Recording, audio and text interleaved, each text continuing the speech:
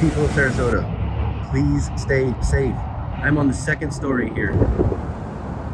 This is a parking lot. Was a parking lot. These are all buildings. All of these affected. I just got done speaking with the owner of this one. He would like to pursue a FEMA claim. The reason why it's so important to have me out here right now is I'm going to be taking the documentation that you don't want to take, that I don't want you taking. Do not be in these waters. Please, number one concern, safety. Second concern, call Judd Adjusting. You got a problem, we solve it. This is a problem. Stay safe.